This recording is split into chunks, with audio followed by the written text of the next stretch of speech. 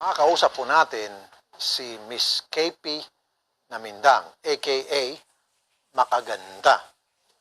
Kanyang reklamo, ang live-in partner, boyfriend, na siya iniwan matapos pakinabangan.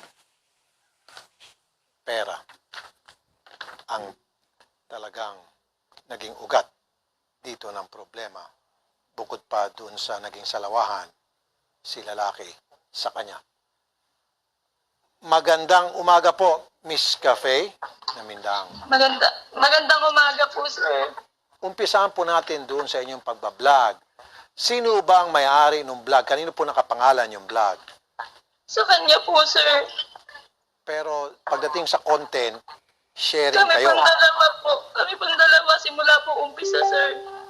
Okay. Kanino pong concept yun? Yung Siya. ganong klaseng vlog? Sa kanya po, sir. Lahat po nang makikita niyong video, siya po ang nakakaisip nun, sir. Okay. Pero kasama ka doon sa content. Opo, sir. Okay. At sabi mo, bastos lahat ng mga content. Kanino idea po yun? Sa kanya po, sir. At scripted, kanyo. Opo, sir. Okay. Gano'n nyo katagal ginagawa itong vlog? 2 years na po, sir. 3 years na po kami. 2 years na po yung vlog. Okay. At kayo po live-in partner. Opo, sir. So dapat meron kang share o hati man lang sana sa kinikita. Opo, sir. Wala kang nakukuhang Wala. pera mula sa income ng vlog Wala mo? po, sir. Bakit? Ba't wala? Ba't di mo ininsist sa kanya na, teka muna darling, dalawa tayo dyan, bigyan mo ako ng share? Walang ganon? Wala po, sir. Nakausap ko na rin po yan. At bakit ayaw kanyang bigyan ng share? Kasi daw po, sir, para daw po sa amin dalawa yun, sir. At ayaw ko pong pag-isipan niya na yun lang po ang habol ko din sa kanya, sir. Sa inyong pagsasama, sinong may hawak ng pera? Siya po, sir, lahat po ng pangalan, nakapangalan po sa kanya, sir. Ganon? Okay. Opo, Tapos ngayon, iniwan ka na niya. opo, sir, anniversary po namin yung una niya po akong iwan. At bakit kanya iniwan? Hindi ko rin po alam, sir. So may kasama na siyang iba ngayon. Opo, sir. Okay. Wala ka man lang pinakinabangan kahit na singkong duling dito sa vlog ninyo na kung saan kasama ka dun sa content Wala po, sir. Wala po akong naipundar. na naghirap ka rin? Mahirap po, sir. Okay. Ano po yung sinabi niya sa iyo nung siya po'y umalis at nung Wala sinilin mo siya po, tungkol sir. dun sa share mo? Wala po, sir. Wala. Okay. Sino kinakasama niya ngayon? Yung babae po na sinali po niya sa vlog, yung scripted po, sabi niya po,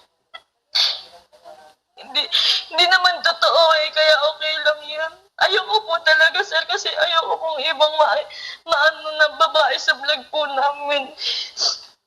Magkano bang kinikita ng vlog ninyo kung alam mo? Sa isang buwan po, pinakamababa na po doon, 500,000 po. 500,000 pesos pinakamababa a month. Okay. Opo. Yun na po yung pinakamababa na kinita namin, sir, kasi Magkano pinakamataas? abot po ng 1,000,000 lagpas po. Okay. At doon sa pinakamababang 500,000 at pinakamataas, malagpas 1,000,000, sure ka kahit na singkong duling, wala kang natatanggap doon. Wala po, hindi pa po ako nakakahawak ng 20,000 po sa kanya. Hindi pa po ako nakakatanggap. So ano to? Sa pagsasama nyo, siya may hawak ng pera at bibigyan ka lang niya kung halimbawa gusto mo nang bumili ng damit. Ito. Hindi po, bibigyan na lang po ako ng kailangan sa bahay. Shampoo. Kahit po sabon ako po bumibili, sir. Shampoo, binibigay sa'yo? Hindi pa, yan pa ako po bumibili nun. So shampoo, sabon, lahat ng pangailangan mo, pera mo. Saan mo kinukuha yung pera mo? Saan galing yung pinambibili mo ng mga pangailangan mo? Yung binigay niya po, sir, na 5,000, 10,000 po. Ayun, okay. So meron siyang binibigay na pera. Yun lang nga lang, sobrang liit. 5,000 hanggang 10,000 kada buwan. Opo, pati po sa pamilya ko, 5,000, 10,000 kada buwan. Magagalit pa po siya. Okay. So magkano po lahat-lahat ang naibibigay niya sa iyo at sa pamilya mo? 5,000 sa isang buwan lang po, sir. Yun lang po. 5,000 sa iyo, 5,000 sa family mo, so bali 10,000 a month. Opo. Sa 500,000 na kinikita nyo, katiti nga yun. Opo. Kumbaga, wala pang tuldok. Wala pa po. Lalo pa kung 1,000,000. So, ang kinabubuhay nyo ba yung sa pagbablog, wala nang iba pa? Yun Ninyong lang dalawa. po, sir. Opo. Okay. Kanino ba yung mga equipment? Yung editing Sa machine? kanya din po, sir. Okay. Sa kanya lahat, sa kanya yung concept, pero kasama ka dun sa content at kayo po yung live-in partner. So, therefore, dapat meron ka talaga magandang share doon. Ang nangyari, ang binibigay lang sa'yo, para kang aso, hagisan ka lang dyan ng buto, katiting, and then, okay na. Opo. Sa kanya, hindi ka na makapagreklamo. Opo. Tinatawagan po namin si Christian Mark Gray. Matanong ko lang, nagbabayad ba siya ng tax sa BIR para sa kanyang mga vlog? Wala po. Hindi ka nagbabayad ng tax sa BIR? Wala po. Okay, so pwede natin i-report to sa BIR para habulin siya ng BIR dito sa kanyang mga kita. Okay? Attorney Garrett, magandang umaga sa iyo. Attorney Garrett? Magandang umaga, Sir Rafi. Alright. Yes, Sir Rafi. Magandang Alam ko umaga. na yung YouTube hindi magikialam dito kasi nakapangalan nga kay lalaki yung vlog. Pero dito sa atin, sa Pilipinas, dito kasi siya kumikita, tumatanggap ng pera, itong si lalaki. Live-in partner niya itong si babae at pareho naman sila doon sa content naghirap. Meron bang habol dapat dito si babae? Yes, sir. No. First of all, kailangan ko po sabihin na this is a very clear case of violence against women and children. Kasi this is just 2 steps short of prostitution, sir. Ito yung pinakaayaw kong nangyari. Sabi ng babae, ayaw niya na nagde-desist na siya dito sa mga bastos na content. Pero itong lalaki, pinapatuloy niya lang for his own personal gain and wala pang nakuha yung babae. So first, meron tayo yung sa Section 5E ng ating Violence Against Women and Children na pinipilit mo magtrabaho sa ayaw na trabaho ang iyong partner. Again, tandaan natin, dating relationship, sapat na, sir, no? And then, second, meron po tayong psychological abuse na ginagamit sa kanya yung fact na para sa atin to or pinapamukha sa kanya na sa kabutihan nilang dalawang pang-aabuso na ginagawa. So, dun pa lang, may 2 violations ng Violence Against Women and Children Act natin, Sir Rafi. Okay. Now, di ba dapat meron siyang share doon sa kita? So, pwede ba siya maghabol para mabahagyan naman siya doon sa kinikitang milyones na? Tama po, sir, no? Kasi, again, they're living together as husband and wife without benefit of marriage, and then both of them can be legally married, and ang pinili lang nila is not to be. So, meaning, So, kapag ganito, again, lahat ng kikitain nila, yes, sir. okay, so pwedeng ihabol to sa korte na para yung korte sasabihin, oy, Christian, lalaki, magkano bang kinita nyo dyan? At dahil kayo ay considered as parang husband and wife na, dahil nagsasama kasi isang bubong, bahagian mo yun ng maayos, hindi yung hagisan mo lang ng parang buto, kung magkano, kung kailan mo lang gustong hagisan ng buto na parang aso, di ba?